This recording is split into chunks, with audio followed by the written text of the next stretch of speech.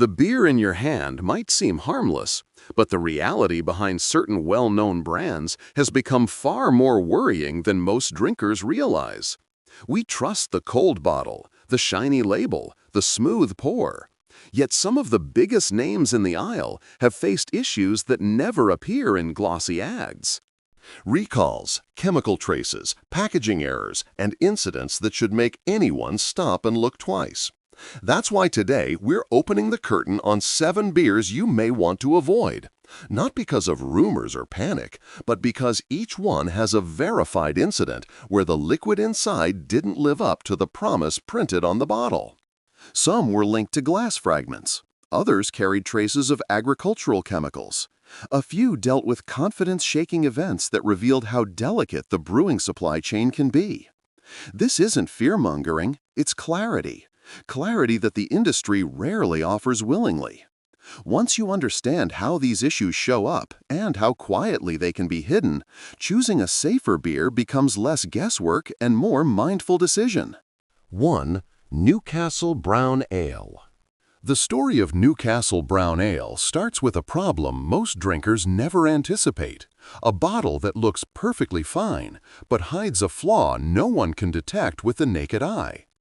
In early 2025, select batches of this classic pub beer were recalled after internal safety checks found they might contain tiny pieces of glass. Not dust, not harmless flecks, actual sharp fragments that could disappear into the deep amber color the moment the beer is poured. It's the sort of recall that rarely reaches everyday shoppers. You walk past the shelf, see the familiar brown label, think of old wooden tables and cozy pubs, and never imagine there could be a problem in the glass itself.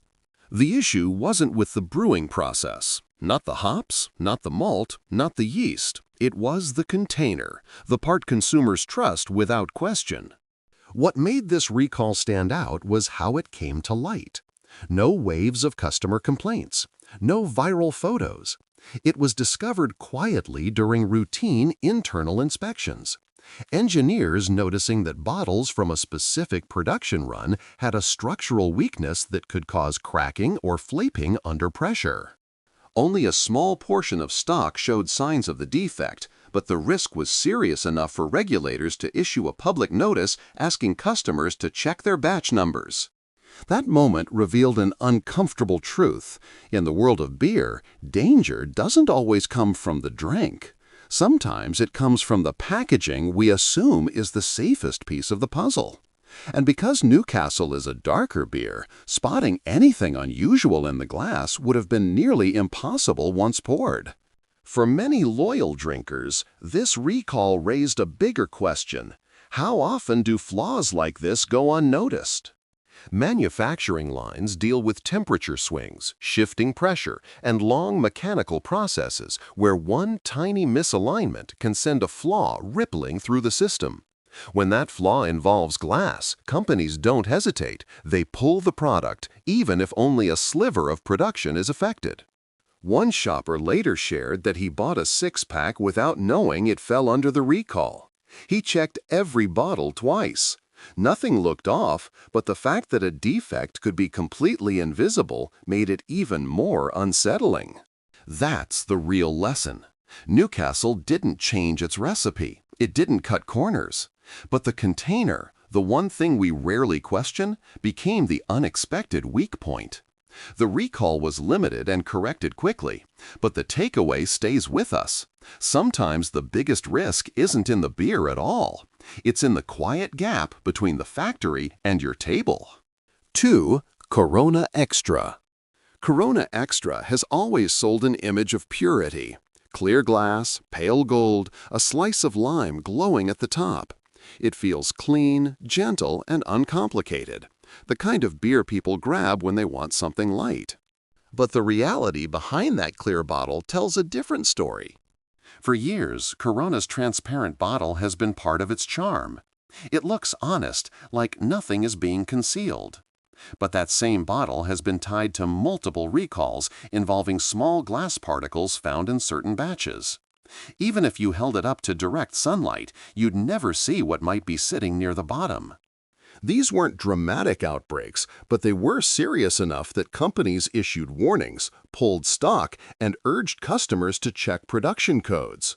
When the container itself becomes a risk, the whole calming image of the beer breaks apart. And packaging wasn't the only concern. Independent consumer tests detected trace amounts of glyphosate, the widely used agricultural herbicide, in some samples of Corona. The levels didn't exceed regulatory limits, but they shook the assumption that a light-tasting beer automatically equals a safe, clean one. Glyphosate, showing up in any food or drink intended for regular consumption, sparks questions many people never think to ask. Beer is supposed to be simple, yet here it carried the fingerprint of farming chemicals far upstream from the brewery. Picture this, a group of friends grilling on a weekend. Someone grabs a Corona because it feels easy. The bottle sweats in the sun, the lime slips in, the beer goes down without effort. But later, they feel a sharp headache, a burning stomach, a heaviness that doesn't fit the moment. They blame dehydration or the heat. They never think of the glass, or the grain residue, or the supply chain behind that familiar bottle. Only later do they see online that bottles from that same period were included in a recall notice they never heard about. That's how Corona's real issues affect people, not through dramatic events, but through subtle discomforts, the kind you shrug off because the beer seems so harmless.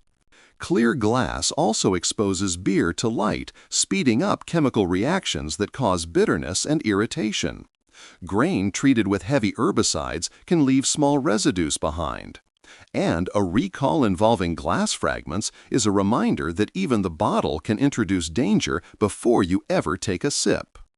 Corona's branding has always been built on simplicity: beaches, sunsets, relaxation. But the reality under the label is more fragile. The risk isn't loud. It doesn't announce itself. It arrives quietly, as a feeling you can't quite explain. And once you understand that, the bottle never seems quite as innocent. 3. Sierra Nevada.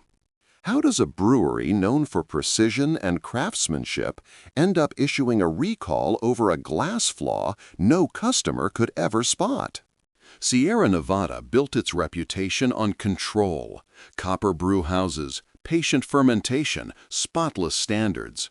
The kind of company people mention when proving that traditional brewing isn't dead. But one recall across dozens of states forced everyone to look deeper at the machine beneath the brand, a machine far more hectic and pressurized than its calm green label suggests.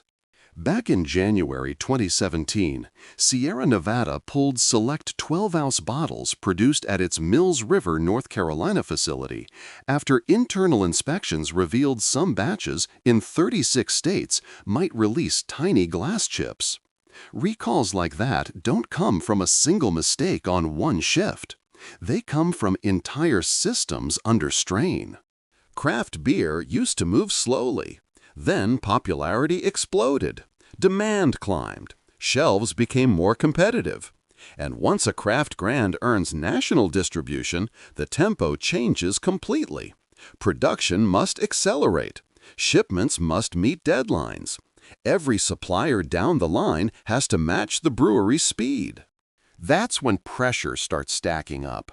At the glass factory trying to keep up, furnaces run longer. Machines cycle faster. Lines that once paused for safety checks stop getting those breaks. A thin seam, a stressed surface, a hairline weakness. Anything can slip through when pace overtakes patience. Those bottles then travel across highways, rattle in trucks, and land on high-speed filling lines. Cold liquid hits warm glass. Pressure shifts. A tiny flaw expands. And even a brewery with excellent quality control can miss cracks thinner than a thread. This recall didn't happen because Sierra Nevada stopped caring. It happened because scale has consequences. The price of reaching every corner of the country is speed, and speed always stretches the weakest part of the chain. Now imagine the drinker late in the evening grabbing a chilled Sierra Nevada from the fridge. The bottle fogs up in their hand. They pour a clean amber stream into a glass, trusting the name that has always meant reliability. They never picture the glass spending hours in overstretched furnaces. They never picture suppliers juggling deadlines. One unnoticed weakness miles upstream is all it takes to shake that quiet confidence.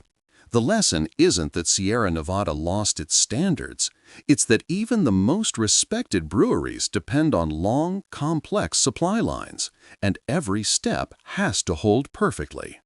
As food safety expert Dr. Benjamin Chapman of North Carolina State University explains, in any high-volume beverage system, one weak supplier can undo 10 strong ones. 4. Samuel Adams. I drank Sam Adams for 20 years because I trusted it. Now I'm not sure what I'm opening anymore. Few sentences show the emotional impact better than that. It isn't outrage, it's disappointment. The sinking realization that a beer you leaned on for years might not be as steady as you believed. For decades, Samuel Adams earned its reputation the honest way. Before craft beer became a trend, before grocery shelves overflowed with experimental labels, this was the bottle people grabbed when they wanted something dependable and a step above the ordinary. It symbolized consistency. It symbolized care. It felt like the safe choice. Families stocked it for holidays. Friends brought it to camping trips. It was the default upgrade. Never flashy, but always familiar. That sense of certainty shifted the moment the company announced a recall linked to defects in bottles supplied from outside vendors. The issue wasn't the brew, it wasn't the ingredients, it was the glass. Micro defects in certain 12-ounce bottles meant tiny fragments could break loose under pressure. An invisible danger that no amount of sniffing, swirling, or sipping could reveal. For longtime drinkers, the emotional damage cut deeper than the physical risk. A brewing error feels correctable. A packaging flaw feels like a breach of trust. It makes people wonder how long the issue existed, how many bottles passed untouched, and whether past discomforts were warnings they didn't recognize. Picture a regular buyer, middle-aged, home from work. He opens his fridge, takes out the same Sam Adams he's bought for years, and settles into his chair with it. He's felt occasional stomach tightness before, something he chalked up to stress or age. It never crossed his mind that the bottle itself might be part of the picture. Only after hearing about the recall does that vague memory sharpen. That's how trust fades. Not in a dramatic crash, but slowly. You start checking the bottom of the bottle. You eye the label code. You catch yourself wondering why you never questioned something that felt so routine. And once that hesitation enters the ritual, loyalty begins to thin out. The structure behind the recall tells the real story. Samuel Adams isn't a small regional brewer anymore. It's a national operation. Volume drives schedules. Distribution windows matter. Glass plants serve multiple states at once. One flawed batch can travel through warehouses and retail shelves before anyone realizes what went wrong. This is the reality of any large-scale brand. The bigger the reach, the bigger the chain of partners, and each partner brings their own risks. But this isn't a message of fear. It's a message of awareness. Choose beers with shorter supply lines. Pay attention to recall notices. Rotate brands instead of sticking to one label purely out of habit. And remember, trust isn't about blind loyalty. It's about understanding how products reach you and making choices that respect that journey. 5. Coors Light. Coors Light has always built its identity around one idea. The colder it looks, the cleaner it must be. The mountains turn blue, the can frosts instantly, and that icy grip tells your brain, this has to be refreshing. It's a promise built on temperature, not taste. But if you start paying closer attention, that cold brilliance begins to blur. For years, drinkers have been reporting odd smells, tin-like bitterness, and strange tasting batches. Issues linked to filtration inconsistencies and problems with the coating inside certain cans. Nothing dramatic, nothing viral, just the kind of subtle flaws that quietly change a beer from refreshing to something's wrong here. Picture opening one yourself. You crack the can, and instead of a crisp aroma, you get something faintly metallic. The beer pours almost colorless, a pale, washed-out yellow, closer to diluted soda than lager. The first sip is icy enough to hide the flaws, but the second sip tells the truth. The body feels thin and slick. The flavor vanishes before it even hits your throat. And once the beer warms a little, a sour, sharp edge appears. Something not quite spoiled, but definitely not clean. Even the smell shifts into a musty, cardboard-like note you can't ignore. And these impressions aren't rare. Entire threads online echo the same complaints: chemical odor, weird tang, sour finish, batches that taste completely different from one another. When a beer can taste normal in one pack and off in the next, that's not bad luck, it's a production issue. You notice the difference even more when you compare it to a proper lager. A real lager, any decent one, has a gentle grain aroma under the cold. Its color carries warmth, not silver dilution. Its bitterness is subtle but present. When the glass warms slightly, the flavor deepens instead of collapsing. Real beer has shape, weight, character. It doesn't vanish the moment it touches the tongue. So how did Coors Light drift away from that? A big part of it comes from doubling down on the gimmick of extra cold. Temperature became the entire selling point. When your marketing revolves around the coldest possible beer, the brewing choices shift to match it. More filtration, lighter body, tighter brewing cycles, and production pushed hard to satisfy nationwide demand. And when you push a system that fast, tiny flaws, resin from can linings, uneven filtration, metallic notes travel through unnoticed. The supply chain is the second piece. Megabreweries rely on enormous aluminum suppliers.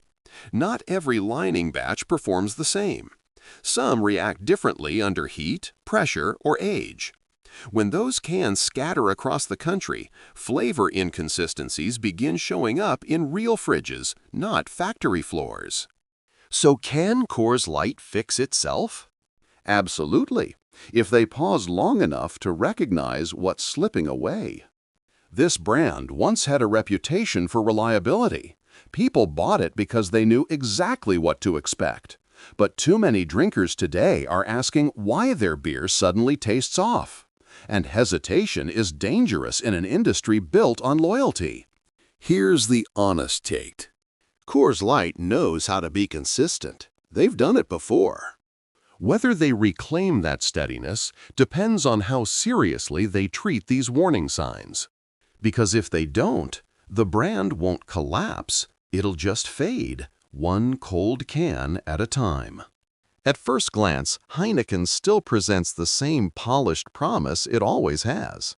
The green bottle gleams, the red star catches the eye, and the cap pops off with that clean snap fans know by heart.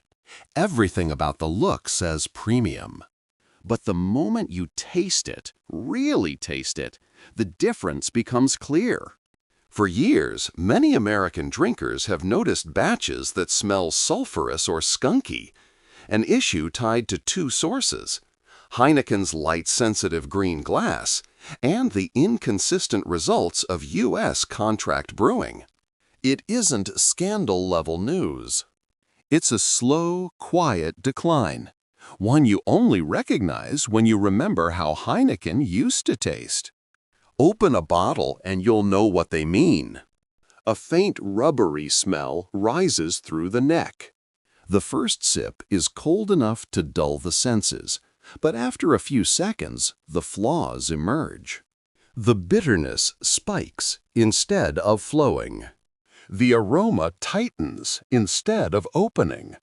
A skunky note lingers just long enough to make you wonder if the bottle sat under bright store lights for weeks. Once the beer warms slightly, the finish thins out, leaving behind a metallic flicker instead of that smooth grain depth older drinkers remember. These aren't isolated complaints. Reddit threads, beer forums, and review pages all tell the same story. Some six-packs taste like the Heineken people love. Others taste like sunlight, storage issues, or stale hops. Fans report entire regions where the beer tastes different from state to state. And then you go abroad, and the contrast is immediate. European Heineken tastes fuller, richer, steadier. The malt shows up instantly. The bitterness feels balanced, not sharp. The aroma holds, even after a few minutes of warming. The beer looks deeper in color, like something made to enjoy, not rush through. Compared to that, many U.S. bottles feel like a distant imitation. Why the split? The reason goes beyond taste. Heineken's American supply chain spreads across multiple partner breweries, each with different equipment, different filtration, different water sources, and different shipping distances. Green glass, infamous for letting UV break down hop compounds, only makes the problem worse. Long shipping routes, inconsistent storage temperatures, and light-soaked retail shelves slowly degrade the beer before it ever reaches a customer. That's how a global flagship ends up feeling unstable in one of its biggest markets. And people feel that shift. They remember vacations where Heineken tasted amazing. They remember nights when the bottle felt cleaner, smoother, more premium. Now they uncap a bottle and wait that half second, wondering which version they're about to drink. Can Heineken fix this? Definitely. But it requires real change, shorter freshness windows, stricter partner brewing standards, better light protection, and maybe even a move away from green bottles in the U.S. entirely. A premium beer needs premium handling. Without it, even the most iconic taste can fade. Heineken knows exactly what its beer is supposed to be. If they want to guard their reputation in America, they need to guard the product that built it. Because no brand, no matter how iconic, can survive on appearance alone. 7. Michelob Ultra. From the outside, Michelob Ultra still presents itself as the healthy person's beer. The clean silver can, the slim letter branding, the commercials full of joggers and golfers, it all paints a picture of a drink made for people who live lighter, eat cleaner, and want their beer to match their lifestyle. But the taste tells a different story. For a beer sold as a smarter option, Ultra is often criticized for being thin, metallic, and nearly flavorless, so light that many drinkers say it feels closer to sparkling water than anything brewed. These reactions didn't appear suddenly. They're the slow result of what the beer has gradually become. Open a can and notice the first sign, almost no aroma. There's a faint cereal note, but it fades instantly, like it's afraid to stay. The first sip hits cold, very cold, because the beer depends heavily on temperature to cover up what's missing. Once that chill starts to fade, the body melts into something watery. The flavor slips away before it even forms. And at the back of the tongue, a soft metallic edge flickers, quick, dull, but impossible to ignore, followed by a finish so empty it feels like the beer never fully started. This isn't overthinking. Online reviews echo the same lines across thousands of posts. Zero flavor. Tastes like carbonated water out of a metal cup. It feels engineered more than brewed. People insist it used to taste fuller. Something, somewhere, shifted, and the experience isn't consistent anymore. Meanwhile, plenty of low-calorie craft lagers still manage warmth, grain character, and a clean but real bitterness. They have aroma, they have texture, they have identity. Michelob Ultra, by comparison, feels hollowed out. Here's the hidden exchange. To stay under strict calorie numbers, Ultra keeps stripping itself thinner and thinner. Healthy drifted toward flavor removed. Picture how that loss shows up in real life. A man in his 40s gets home tired. He reaches for Ultra like he has for years. He cracks the can while checking his phone. First sip, nothing. Second, still nothing. Third, he stops, stares at the can, not angry, just disappointed. He gently shakes it, as if hoping flavor might be hiding at the bottom. Another sip. The metallic twinge appears again. He exhales, remembers how it used to taste, and mutters to himself, "Man, what happened to you?" He places the half-full can back in the fridge and walks away, quietly realizing he might be done with it. At this point, one truth stands out. A beer built around wellness should honor flavor, not erase it. Michelob Ultra once had something steady and trustworthy. It can get that back, but only if it stops relying on lifestyle marketing long enough to rediscover real taste. If it doesn't, the decline will continue silently, one healthy sip at a time. 8. How to choose good beer. After looking at 7 big brands that stumbled, one lesson rises above all. Good beer doesn't happen by accident. It isn't luck, and it definitely isn't found by grabbing the can with the brightest label or the most dramatic commercial. Real beer follows patterns, quiet, predictable signs you can learn. And once you know them, you'll never shop blindly again. You've probably noticed something by now. The beers that disappointed all failed in the same ways. Exposure to light, thinned-out formulas, sloppy filtration, poor storage, and marketing tricks hiding shortcuts. Flip those patterns around, and they become a perfect roadmap for choosing what's truly worth drinking. Start with the packaging. Not all glass is equal. Amber bottles shield beer from damaging light. Green and clear bottles, no matter how classic they look, offer almost no protection. Cans are even better, blocking every UV ray and keeping flavor protected. If you see beer stored under harsh store lights or sitting near a window, skip it immediately. Light doesn't care about branding, it just ruins taste. Next, freshness.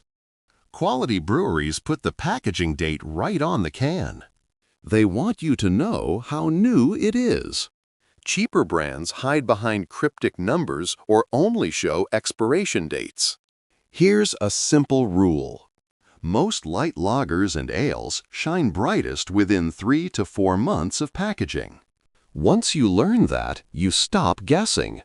You stop picking dusty six-packs. You start choosing smart. Then, ingredients. Real beer only needs 4. Water, barley or wheat, hops, and yeast. When the label starts mentioning flavors, syrups, or filler grains, it's a sign of shortcuts. Maybe it saves money. But it also steals character. If the ingredients read like a snack label, leave it on the shelf.